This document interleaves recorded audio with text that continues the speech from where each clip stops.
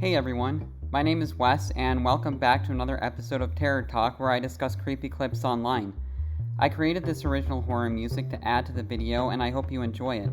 Be sure to leave your own comments, and when you're done watching, check the description if you'd like to listen to my music without the commentary. Now let's get into it and have some fun. A few years ago, I lived in a small town. My family decided to move us 4 hours away to get away from all the drama. While my parents were out of town picking out houses, I brought my friend over and called up my cousins to take a little road trip. The place I wanted to go was pretty much off limits, but we were daredevils and wanted to experience something scary. We picked a place that was 2 to 3 hours away called... Were you daredevils in your younger days, or are you a daredevil now? Let me know in the comments below. For me, I'm not so much of a daredevil. I guess I play things on the quieter, safer side. I mean, when it comes to online stuff, like doing business stuff and risky business ventures, I guess I'm more adventurous on that side of things, but in terms of like urban exploration and kind of things like that, no, not really. But let me know in the comments below if you are on the more daredevil side of things. Bryce Hospital. This place was supposedly haunted due to the history of it.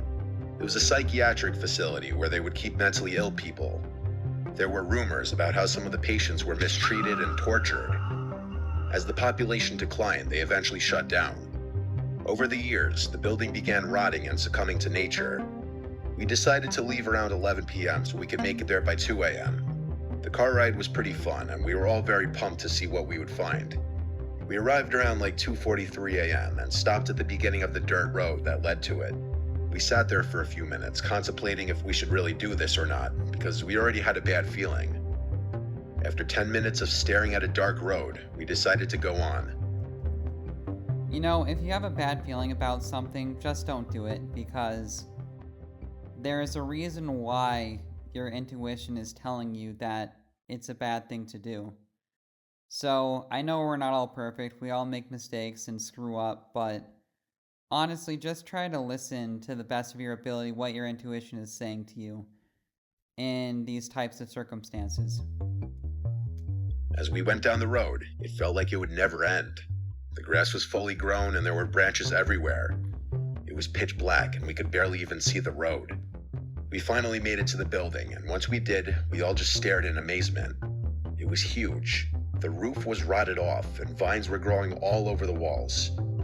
In the middle of the parking lot, or what was once the parking lot, had a giant old water fountain that also had vines growing from the sides. It was so dark, we could only see what the headlights illuminated. We turned the car off and got out. We began walking into the building, and the first thing I noticed was pentagrams sprayed all over the walls.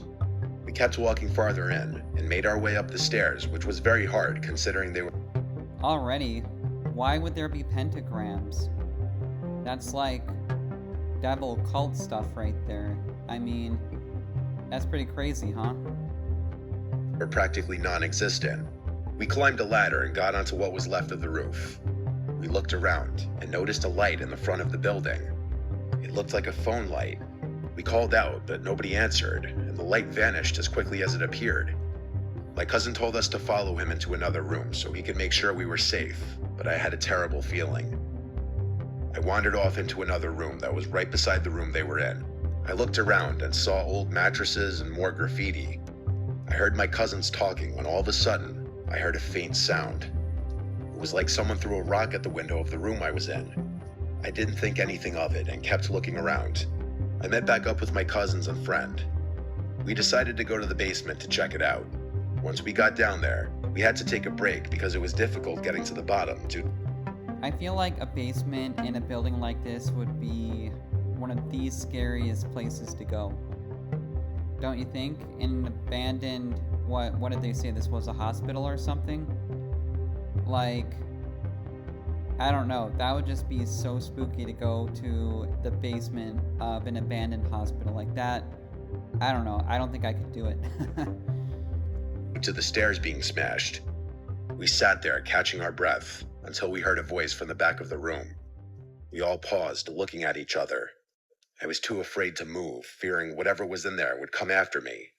My cousin walked back there slowly and shined his light around. As the light reached the far end of the room, he saw someone squatted, looking towards the wall.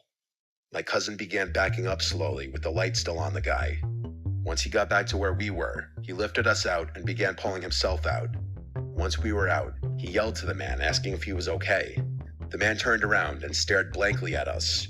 There was a moment of silence before the man let out wild screams. He began running towards us. We all started screaming and running away.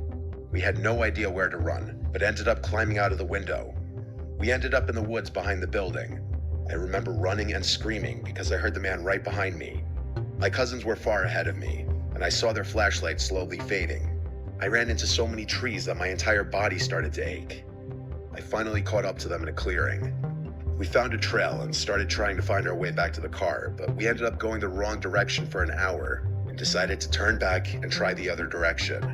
It was a grueling way back, but we finally saw the building again and sighed with relief knowing we weren't far from the car. As we approached the car, we heard rustling in one of the bushes by the building. And like before, a rock flew out and hit my friend.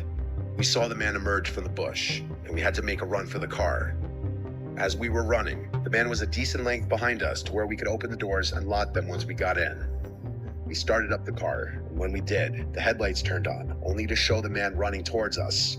He started banging on the windows with a glass bottle. We put it in drive and took off out of there. The whole entire time we were heading home, we sat in silence. I think we all felt the same sense of shock. My body was shaking. After that night, we never had any interest in urban exploring ever again.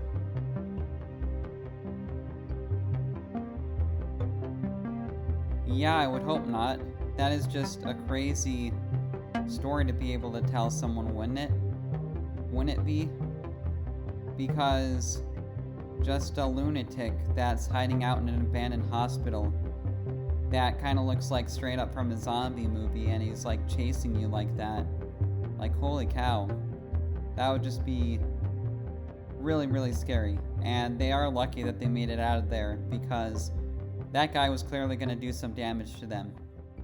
And maybe even kill them if he got the chance. So it's really lucky that they got out of there when they did. But dang. That's kind of really creepy and crazy, in my opinion. And exactly why urban exploration isn't the best way to pass time, in my opinion.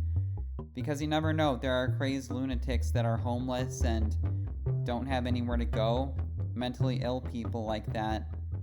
And I do think that their prime spots to hang out in are abandoned places, because it's away from society and they're not a normal part of society, so it's the perfect place for them to go.